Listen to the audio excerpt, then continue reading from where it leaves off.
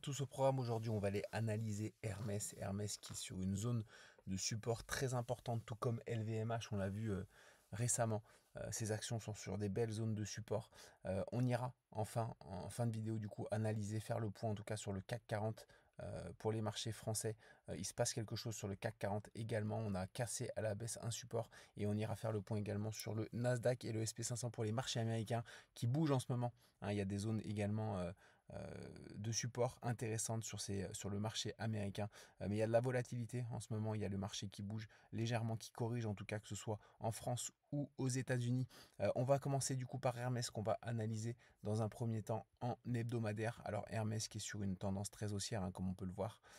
Ici, on avait une épaule tête-épaule inversée en hebdomadaire ici qu'on a cassé par le haut. On a atteint parfaitement les objectifs qui sont atteints 83% du temps. C'était les 2402. Ces objectifs ont joué ensuite le rôle de support. On a été violemment rejeté une fois ces objectifs atteints. Désormais, on est de nouveau sur l'ancienne ligne de coup de l'épaule tête-épaule inversée hebdomadaire au 2016. Il faut tenir cette zone-là. On a en tout cas une convergence de support en hebdomadaire ici, avec cette ancienne ligne de coup de l'épaule tête-épaule inversée qui va désormais jouer le rôle du support. On a également une ligne de tendance ascendante ici qui vient converger avec cette ancienne ligne de coup de l'épaule tête-épaule inversée. Donc on a potentiellement ici une belle zone de support pour rebondir et repartir vers le haut.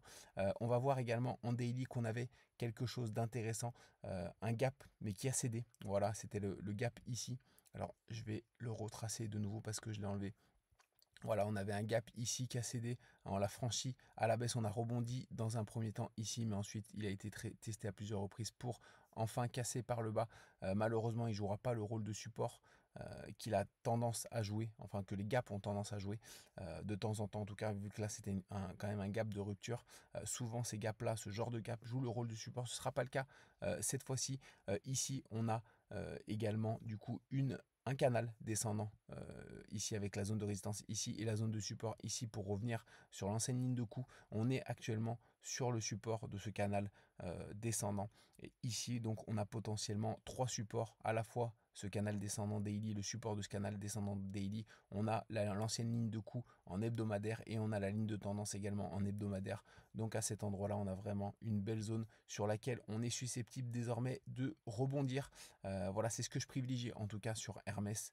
À court terme, c'est un rebond, au moins un rebond technique. On verra ensuite si on repart directement vers le haut, comme ça, pour repasser les plus hauts historiques, ou alors si on fait seulement un rebond technique avant de s'effondrer de nouveau et aller chercher potentiellement, pourquoi pas ce gap qui se situe un petit peu plus bas. Il faudra ensuite analyser les autres zones de support importantes qu'on aura sur Hermès. Mais en tout cas, dans un premier temps, il faut rester focalisé sur cette zone de support. On a une triple convergence de support qui est susceptible de tenir et sur lesquels on est susceptible de rebondir. Voilà, sur Hermès, on va passer du coup sur le SP500. Le SP500 qui est très intéressant. J'ai continué de l'analyser un petit peu hier pour voir ce que je pouvais voir parce que c'est vrai que j'étais un petit peu surpris par le SP500 et surtout par le Nasdaq. On avait vraiment des belles zones de support qui ont été franchies assez facilement à la baisse sur cette séance du coup d'hier ou d'avant-hier, ça dépend à quel moment vous regardez la vidéo de mercredi. En tout cas, on avait fait une belle séance baissière sur le marché américain alors que je pensais qu'on avait une belle zone de support. Ici, qu'est-ce qu'on peut voir sur l'SP500? On peut voir deux choses. Déjà, dans un premier temps, cette figure avec cette zone de support ici et cette zone de résistance ici, c'est un élargissement ascendant dont les objectifs du coup sont la base de l'élargissement. On vient de les atteindre et on a méché dessus. Je l'avais dit hier, on a également cette résistance ici, ce support, pardonnez-moi, ce support hebdomadaire. Alors je vais remettre le graphique en hebdomadaire. Voilà ce support hebdomadaire qu'on est venu tester parfaitement aujourd'hui. Il faut absolument qu'il tienne, il faut absolument qu'on ne clôture pas demain en dessous de ce support. Sinon, on sera potentiellement dans une correction plus profonde, d'après moi, si jamais on ne tient pas ce support hebdomadaire. En journalier, qu'est-ce qu'on a d'autre? On avait également ce canal ici, ce beau canal avec la ligne de résistance ici et la ligne de support ici. On l'a franchi violemment à la baisse avec un gap de rupture. Les objectifs de ce canal à la baisse sont les 530. C'est possible qu'on vienne mécher semaine prochaine. Ici, par contre, si demain on clôture et qu'on va aller chercher demain, on clôturera en dessous du support hebdomadaire. Et du coup, ce sera un signe de correction un peu plus profonde. Donc, j'espère qu'on va tenir demain cette zone de résistance, cette zone de support, pardonnez-moi, ascendante, qu'on va la tenir, qu'on va clôturer au-dessus.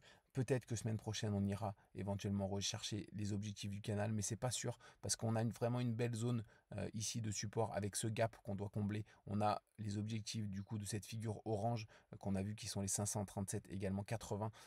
On a également la ligne de tendance du coup ascendante qui converge ici. On a des beaux supports ici, hein. Il me semble qu'on en a un autre, je m'en souviens plus exactement lequel, mais on a vraiment des belles zones de support ici qui sont susceptibles de tenir.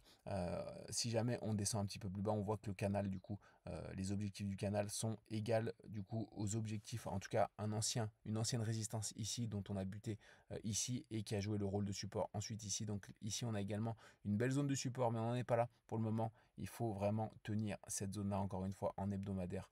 Si demain on clôture en dessous de cette zone-là, en dessous de cette ligne de tendance en bas, cette ligne de tendance, cette ligne de support en tout cas, on partira probablement sur une correction un peu plus longue dans le temps sur le SP500. On va surveiller ça attentivement en tout cas.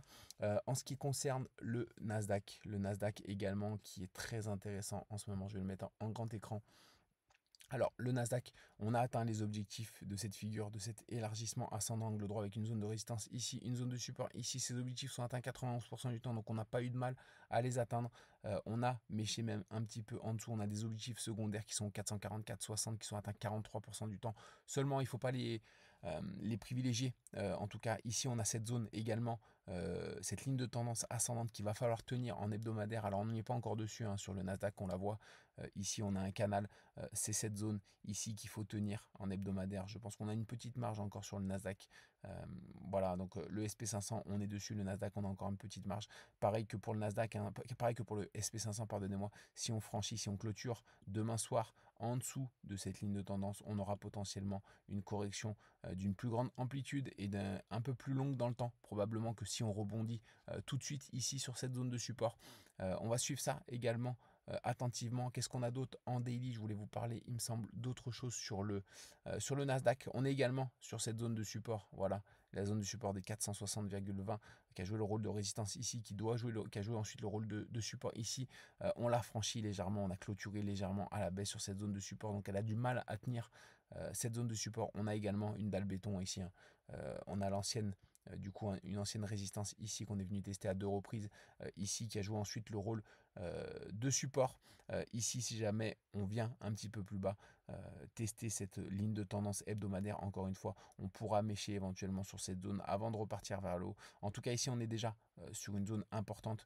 Je pense que la zone à surveiller, encore une fois, sur le Nasdaq, c'est celle-ci, hein.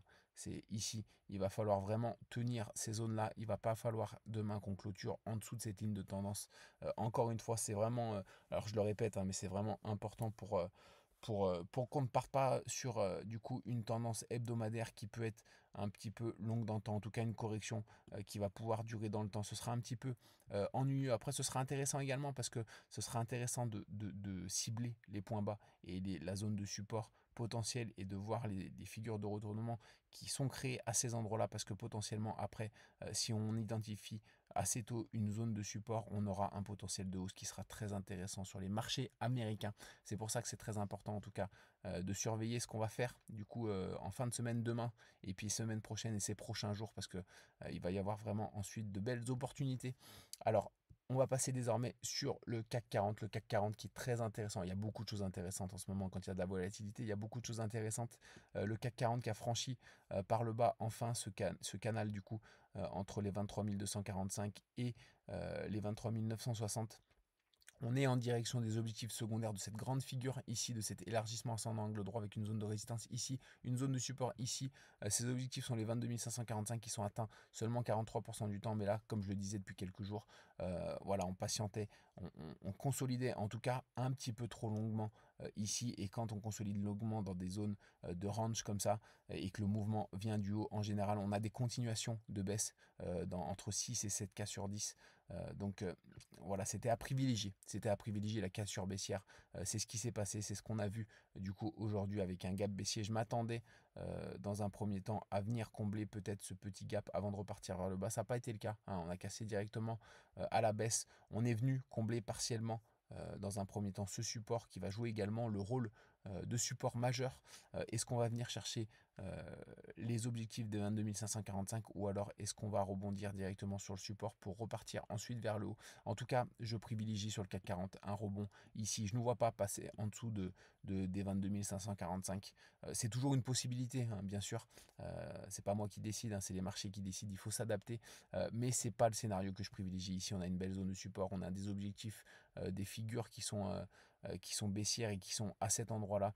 Vraiment, je pense qu'on a de bonnes chances en tout cas de rebondir sur le CAC 40 sur cette zone-là. On va suivre ça en tout cas ensemble. On va passer sur la map sur le CAC 40 qui est plutôt dans le rouge.